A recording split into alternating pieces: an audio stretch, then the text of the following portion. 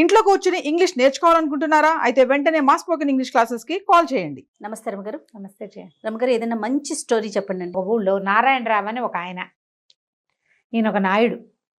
తర్వాత ఏమో షేక్ మదీనా అని ఒక అతను. తెలుస్తుందిగా పేరుని బట్టి. అంతే. వీళ్ళిద్దరూ చిన్నప్పటి నుంచి స్నేహితులు. మదీనా కొంచెం దురుసువాడు, నారాయణరావు కొద్దిగా మృదు స్వభావం. దురుసువాడైనా కూడా వీళ్ళిద్దరూ ఫ్రెండ్లీగానే ఉండేవాళ్ళు. చాలా విషయాల్లో వ్యాపారాలు అవి చిన్న చిన్న వాటాలప్పుడు కలిసేవాళ్ళు. ఏదైనా వ్యవహారం ఉన్నప్పుడు కలిసి మాట్లాడుకునేవాళ్ళు. తర్వాత ఒకళ్ళకి మీద ఒకళ్ళకి ప్రీతి ఉండేది.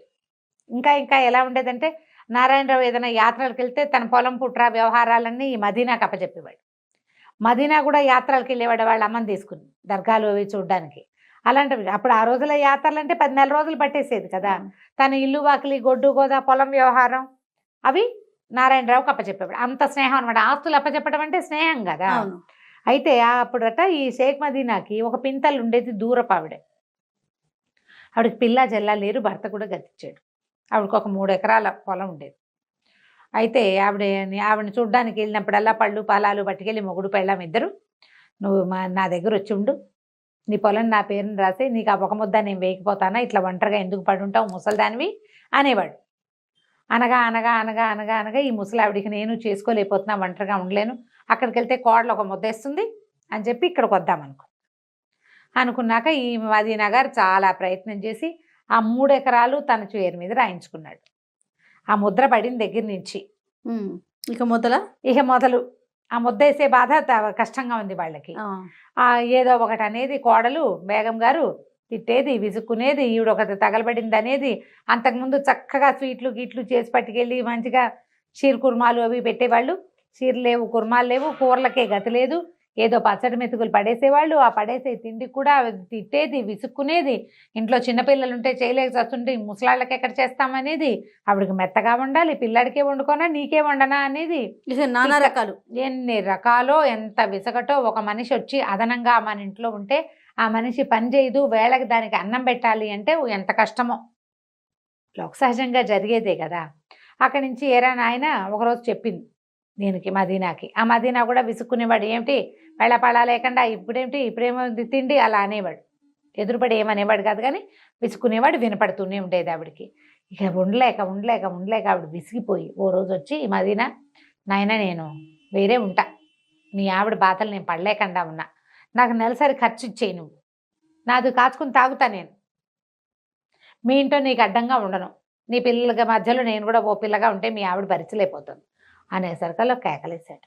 అదేమిటి ఇంకా నయం, కాచుకుని తాగటం ఏమిటి, నీకు పైగా నువ్వు నాకు ఇచ్చిన దానికి నేను నీకు నెలసరి ఇచ్చేదానికి సరే ఒక నెలకు వస్తుంది, మిగిలిన 11 నెలలు నీకు ఎవడిస్తాడు, ఏదో ఒక వేస్తున్న ముద్ద తిని ఉండాలి కానీ అన్నాడు. నా పొలం రాయించుకునేదాకా నువ్వు ఆగలేదు కదుట్రా అంది ఆవిడ.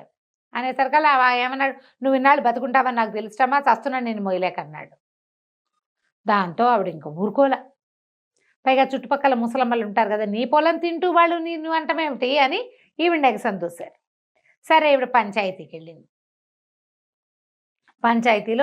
పంచాయతీలో ఎవరెవరిని పెట్టుకోవాలో వాళ్ళందరికీ ఇళ్ళకెళ్ళి మాట్లాడింది. ఎందుకబ్బా ముసలిదానివి, రేపొద్దున నేను అయిపోయామంటే నిన్ను లాగిపడేయాల్సిన వాడేను, మరి అట్లా చేసుకోబోక పంచాయతీ దాకా వెళ్ళొద్దు అని చెప్పారు. కాదంది ఆవిడ. కాదు, 3 ఎకరాలు నా పొలం నా దగ్గర ఉంటే ఎవడో ఒకడు రోడ్డు మీద పోయేవాడైనా లాగేస్తాడు, అంతేగాని నన్ను అడిగి నన్ను ఇంటికి తీసుకొచ్చాక ఈ రకంగా చేసిన వాడితో నేను చచ్చినా ఉండనంది ఆవిడ. గట్టిగా ఉంది ఆవిడ. అలా వెళ్ళి నారాయణరావు వాళ్ళ ఇంటికి కూడా వెళ్ళి, నారాయణరావు ఆ ఊళ్ళో ఉన్న పెద్ద మనిషి, నాయుడు కదా అతను, పెద్ద నాయుడు. అడిగి బాబు నాయుడు గారు, నువ్వు చిన్నప్పటి నుంచి నేను నీకు తెలుసు కదా, నువ్వు కూడా మదీనాతో పాటు ఎన్నిసార్లు మా ఇంటికి వచ్చావు, పండగ వేళ నేను నీకు కూడా పాయసం చేసి పెట్టాను, మరి చూడు ఇదంతా అన్యాయమో, వాడు మదీనా నన్ను పొలం అడగటం నీకు కూడా తెలుసు కదా అని అన్నది. అనేసరికల్లా ఆయన ఏమన్నాడు, బాగానే ఉందమ్మా, కాకపోతే మదీనా నేను స్నేహితులు, నే కాదన్ను, వాడికి ఎదురు నేను చెప్పలేను, న్యాయం అన్యాయం నాకు తెలిసినా కూడా మిగిలిన పంచాయతీ వాళ్ళు ఎవరేమంటారో చూడు, వాడితో నా స్నేహం చెడిపోతుంది, నేను వచ్చి కూర్చున్నా బాగుండదంటే, బాబు ఇంతేనా, న్యాయం ధర్మం లేవా నాయనా, మీ నాన్న ఎంత గొప్పవాడు, పెదనాయుడు గారు ఎంత గొప్పవాడు, నువ్వు మంచివాడివి, నువ్వు కూడా ధర్మాత్ముడివి, నాకు తెలుసు కదా నీ వ్యవహారం అంతా, వచ్చి పంచాయతీలో అన్నా కూర్చోవా అని అడిగింది. సరే నేను యువతలు కూర్చుంటానమ్మా, నేను పంచాయతీలో ఉండను, పక్కన కూర్చుంటాను అన్నాడు. బాగుంది. సరే వస్తానన్నాడు. ఆ పంచాయతీ రోజున వాళ్ళు 10 మంది చేరారు. ఈ మదీనా కూడా వచ్చాడు. మరి ఎవరినైనా సెలెక్ట్ చేసుకోండి ఒకళ్ళ న్యాయానికి అంటే ముసలమ్మ ఎవరైనా నాకు పర్వాలేదు అంది, కానీ నాకెందుకు, ఆవిడే కదా కేసు పెట్టింది, ఆవిడకే ఇవ్వండి అన్నాడు. అంటే నేను నారాయణరావుని ఎన్నుకుంటానంది ఆవిడ. అందరిలో అనేసరికి ఇప్పుడు నేను కాదనకూడదు, నారాయణరావు తప్పు. ఈ మదీనాకి ఏమన్నా అమ్మాయి నారాయణరావుతే నా స్నేహితుడు అనుకున్నాడు. చిన్నప్పటి నుంచి గోళీలు ఆడుకుంటూ పెరిగాం మేము. మనమాటే చెప్తాడు కదా, ఓకే ఎట్లా కొట్లా వాడి దగ్గరే ఉండు, ఇప్పుడు వెనక్కి నీకు 3 ఎకరాలు ఇప్పించాం తూచంటాడు అని నమ్మాడు. ఆ గట్టెక్కి కూర్చునేసరికి నారాయణరావు కనిపించింది. మదీనా నా స్నేహితుడైతే ధర్మం కదా నాకు స్నేహితుడిగా ఉండవలసింది, మదీనా తరఫున నేను మాట్లాడకూడదు అని ముసలమ్మకి ప్రతి నెల డబ్బివ్వు, లేదా ఆమె పొలం ఆమెకి ఇవ్వు అని చెప్పాడు. ఇదే చెయ్యాలి. పొలం ఇస్తావా, నెలసరి డబ్బు ఇస్తావా? నువ్వు నెలసరి డబ్బంటే చాలున ఆవిడ బతుకున్నంత కాలం నువ్వు పంచాయతీలో సమర్పించాలి ప్రతిరోజు, ప్రతి నెల పంచాయతీ నుంచే డబ్బులు తీసుకుంటుంది అనేసరికి ఇక తప్పనిసరి అయిపోయింది. ఏ పొలం అయితే ఈవిడి పేరు తన పేరు మీద మార్పించుకున్నాడు, అది కూతురికి కట్నంగా ఇస్తానని ఒప్పుకున్నాడు ఎవరికో. ఇప్పుడు అది ఇవ్వలేడు. నెల ఒక 5 రూపాయలు 4 ఆ రోజుల్లో రూపాయలే కదా, ఓ 3 రూపాయలు తెచ్చి ఇక్కడ పెట్టాలి. ముసలమ్మ ఆవిడ కాచుకుని తాగుతుంది వాళ్ళతో సంబంధం లేకుండా. ఇక నా ఎంత కోపం వచ్చిందంటే, మదీనాకి ఇది దుర్మార్గుడు, చిన్నప్పటి నుంచి నేను స్నేహంగా ఉన్నాను, ముసలిదాన్ని వాడి దగ్గరే ఉండవమ్మా అని చెప్తే సరిపోయేది కాదు అని చెప్పి పిచ్చి కోపం వచ్చేసింది. ఏమంటే బాగున్నారా అని అలాంటి దాంట్లోకి వచ్చేసారు వాళ్ళు. కనపడితే పలకరింపు తప్ప ఇక మళ్ళీ నారాయణరావుతో స్నేహాన్ని నెరపల. కొద్ది రోజులు కొంతకాలం గడిచాక ఈ నారాయణరావు 2 మైసూర్ ఎడ్ల జతను ఒకదాన్ని కొనుక్కొచ్చాడు. 2 ఎడ్లు ఎంత బాగుండేవో, భలే అందంగా ఉండేవి. అయితే ఏమైంది, ఆ ఎడ్ల జతలో ఒకటి కొంచెం ఓ ఏడాది పాటు బండికి కట్టారు, బాగా తిరిగినాయి. ఊళ్ళో అందరి దృష్టి వాటి మీద ఉండేది, ఎంత అందమైన జంటో అవి. సడన్గా ఒక ఎద్దు కాస్త చనిపోయేసరికల్లా మదీనా అందరి దగ్గర ఫ్రెండ్స్ దగ్గర ఏమనేవాడంటే, నాకు అన్యాయం చేశాడు, వాడికి శాస్తి అయింది, నాదే కొట్టింది, బేగం గారు కూడా అలాగే అనేది, ఇట్లాగే అనేవాళ్ళు వెనకాల మాటలు అనమాట. అయితే ఏమైంది, ఒక్కెద్దే ఉంది. ఈ ఒక్కెద్దుకి దానికి సరిపడా జంట అనుకోవడానికి చాలా ట్రై చేశాడు, కానీ పొట్టో ఏవి సమానంగా వచ్చేవి కాదు. అయితే ఆ ఊళ్ళో అప్పల స్వామిని ఒక ఒంటెద్దు బండి వ్యవసాయం చేసుకునేవాడు ఒక అతను ఉండేవాడు. పెళ్ళాం అప్పలమ్మ, అతను అప్పల స్వామి.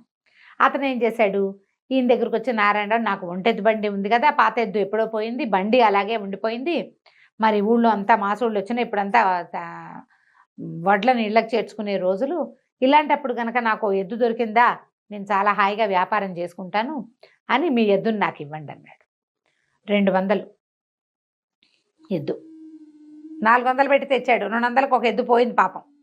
ఈ రెండో ఎద్దుకి 200 అంటే ఏమన్నాడు, అలాగే బాబు కొంచెం వ్యాపారం సాగనివ్వండి ఇస్తానన్నాడు. సరే ఈ బండి కట్టుకుంటే బండి చక్క పరిగెత్తేది. విపరీతంగా బండి వ్యాపారం చేసుకున్నాడు అప్పల స్వామి. అయితే ఏం చేశాడు, ఎంతసేపు గడ్డి మోపులు మోసేవాడు కానీ 4 పరకలు ఆ ఎద్దుకు వేసేవాడు కాదు అప్పల స్వామి. ఏదో ఎండుగడ్డి దొరికింది తినేది పచ్చికే తప్ప దానికి ఆహారం దొరకల. అంతకుముందు మైసూర్ ఎడ్లకి కొంచెం కాస్త చేత కావాలి, చక్కగా ఉలవలు, కాస్త దాణా, చిట్టు, తవుడు అలాంటివి పెడితే అవి నున్నగా ఉంటాయి. ఒట్టి గడ్డితో దాని బండి నడవద్దు దాని రకం. పైగా నారాయణరావు ఇంట్లో ఉన్నప్పుడు వాళ్ళు మినప తవుడు చిట్టుతో పాటుగా మినపగడుగు పెట్టేవాళ్ళు, మినపొట్టు పెట్టేవాళ్ళు, ఎంతసేపు ఎద్దుని పోషించడంలో ఉండేవాళ్ళు. అప్పుడు నున్నగా ఉండేది. పైగా జోడిపోయిందన్న బెంగ ఒకటి ఉంది దానికి.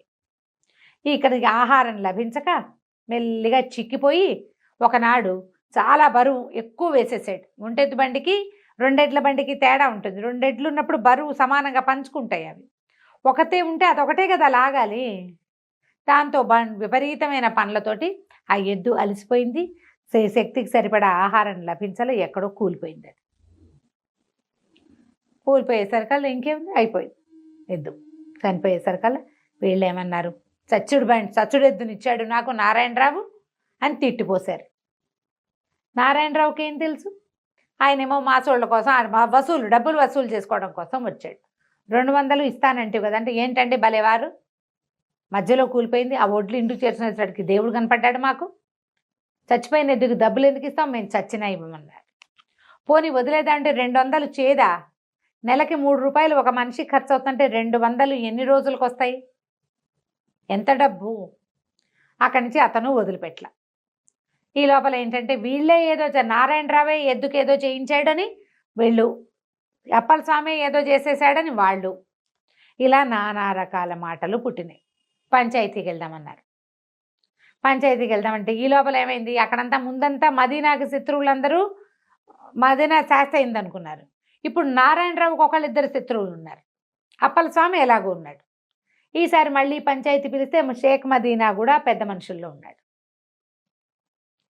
ఈ అప్పల స్వామి ఏమనుకున్నాడు మదీనాకి ఇదివరకు నారాయణరావు ఎదురు తీర్పు చెప్పాడు ఇప్పుడు కనుక మదీనాని మనం జడ్జిని చేస్తే పంచాయతీ పెద్దవాడిని చేస్తే అప్పుడు నారాయణరావు రోగం కుదురుతుంది అనుకున్నారు అనుకుని మదీనాతోటి మాట్లాడాడు బాబు నువ్వు నాకు పంచాయతీ పెద్దగా ఉండమంటే పంచాయతీ గట్టెక్కుతుంది ఒక పెద్ద వేప చెట్టు దాని కింద వేసిన గట్టు ఆ గట్టెక్కుతుంటే మదీనా కనిపించింది నారాయణరావు ఎవడు నేనెవడు అప్పలస్వామి ఎవడు న్యాయం ధర్మం కాదు ఉండాల్సింది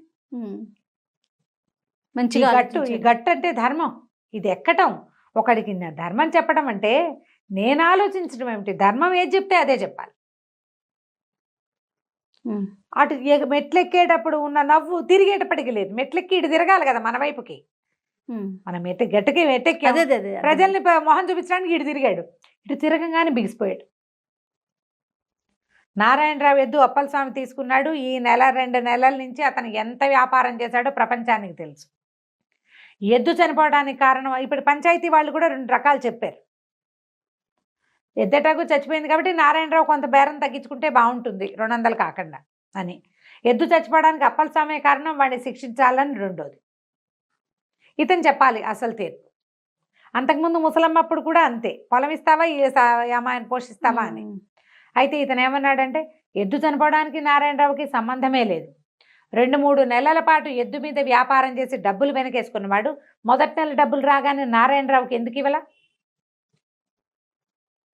ఎద్దుకు ఆహారం పెట్టకుండా చంపేసినందుకు మనకు సంబంధం లేదు ఆ పాపం వాడిది దాంట్లో ఎవరు భాగం తీసుకోరు నారాయణరావుకి 200 కట్టి తీరవలసిందే పంచాయతీ చెప్తే ప్రభువు చెప్పినట్టే అంతే ఈ పంచాయతీ గట్టు దిగిన ఆ మదీన వెళ్ళి నారాయణరావుని కావలించుకున్నాడు నన్ను క్షమించు ధర్మంలో ఉన్న విలువ ఏమిటో గట్టి ఎక్కాక కానీ నాకు అర్థం కాలేదు ఆనాడు నువ్వు నా వైపు వహించలేదని నేను అనుకున్నాను ధర్మం వైపు వహించావని నాకు ఇవాళ అర్థమైంది అని చెప్పి అప్పటి నుంచి మళ్ళీ స్నేహంగా ఉండటం మొదలుపెట్టారు ధర్మానికి ఉన్న విలువది దాని వైపు నిలబడ్డవాడు కాలక్రమానైనా వాడి ధర్మం ఏమిటో మిగిలిన వాళ్ళకి అర్థమవుతుంది బాగుంది కదా చాలా బాగుంది రమ్మగారు నమస్తే